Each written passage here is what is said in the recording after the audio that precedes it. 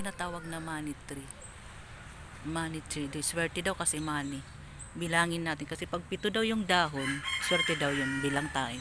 Maghanap tayo ng dahon. Ito. Bilangin natin. 1, 2, 3, 4, 5, 6, 7. O, di swerte. Diba? Magbilang tayo kung pito ba talaga sila. Ito. 1, 2, 3, 4, 5, 6 dito. Ito. 1, 2, 3, 4, 5, 6. 6 sila, taga-6.